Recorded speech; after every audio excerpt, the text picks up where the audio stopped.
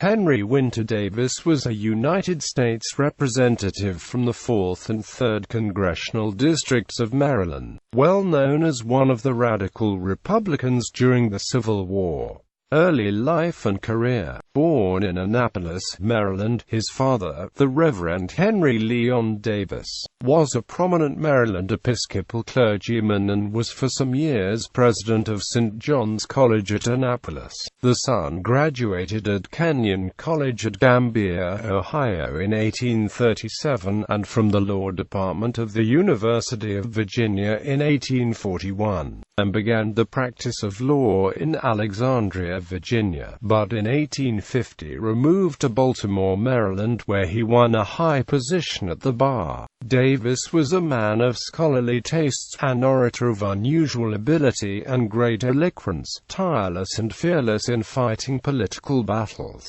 but impulsive to the verge of rashness, impractical, tactless and autocratic. He wrote an elaborate political work entitled The War of Ormuz to Nariman in the 19th century, in which he described the American Republic and the Russian Empire as the ultimate opponents in the struggles of humanity. It also dismissed the Southern contention that slavery was a divine institution. Career in Congress. Early becoming imbued with strong anti-slavery views, though by inheritance he was himself a slaveholder, he began political life as a Whig. After the Whig Party disintegrated, he became a Know-Nothing, and served as a member of the Know-Nothing influenced American Party in the House of Representatives from 1855 to 1861.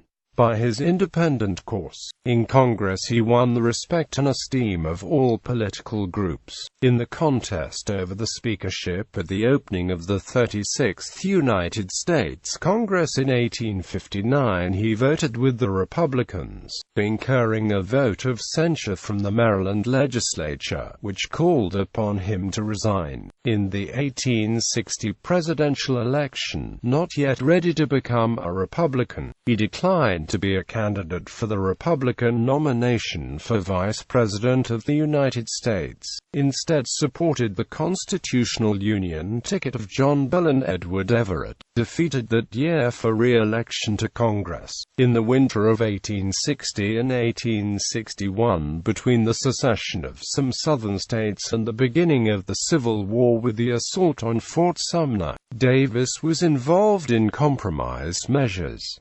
After Abraham Lincoln was elected and the Civil War began, Davis became a Republican. He was re-elected in 1862 to the U.S. House of Representatives and quickly became an aggressive radical Republican, which was viewed as particularly surprising given that Maryland was a slaveholding border state. From December 1863 to March 1865, Davis served as chairman of the Committee on Foreign Affairs. In 1864, unwilling to leave the delicate questions concerning the French intervention in Mexico entirely in the hands of President Lincoln and Secretary of State William H. Seward, and brought in a report very hostile to France, which was adopted by the House but not by the Senate. With other radical Republicans, Davis was a bitter opponent of Lincoln's plan for the reconstruction of the Southern states, which he thought too lenient. On February 15, 1864, he reported from committee a bill placing the process of reconstruction under the control of Congress,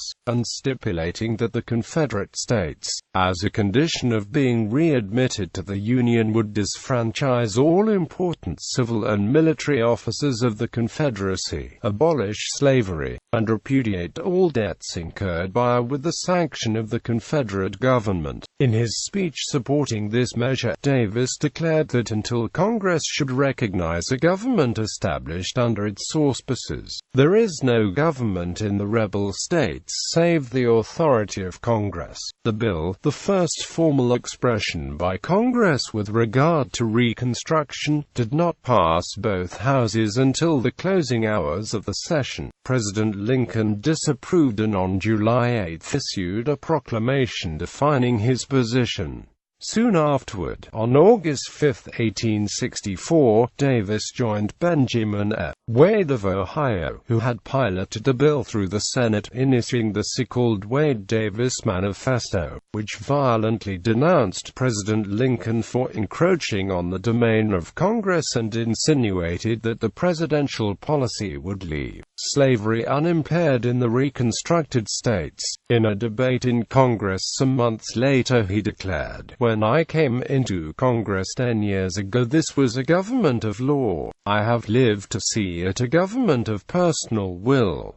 He was one of the radical leaders who preferred John C. Fremont to Lincoln in the 1864 election, but subsequently withdrew his opposition and supported the president for re-election. Joining the Unconditional Union Party, he early favored the enlistment of Negroes, and in July 1865 publicly advocated the extension of the suffrage to them. He was not a candidate for re-election to Congress in 1864. On election night 1864, during a discussion, Lincoln said, "It has seemed to me recently that Winter Davis was growing more sensible to his own true interests and has ceased wasting his time by attacking me. I hope for his own good he has.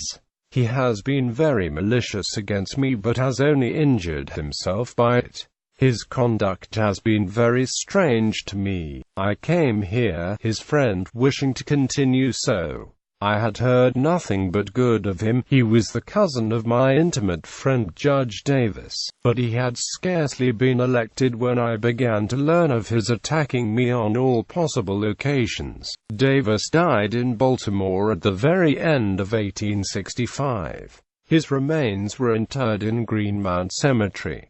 Henry W. Davis was the cousin of David Davis, an Associate Justice of the Supreme Court of the United States and later a U.S. Senator from Illinois. He was also a first cousin of Brevet Brigadier General Moses B. Walker, who served as an Associate Justice of the Texas Supreme Court. Bibliography. The Speeches of Henry Winter Davis, to which is prefixed an oration on his life and character delivered in the House of Representatives by Senator John A. J. Creswell of Maryland. Tracy Matthew Melton, Hanging Henry Gambrill, The Violent Career of Baltimore's Plug Uglies, 1854–1860, Baltimore, Maryland Historical Society. Details political activities in Davis's district during his tenure as an American Party congressman. A great deal of information on Davis is included in the narrative.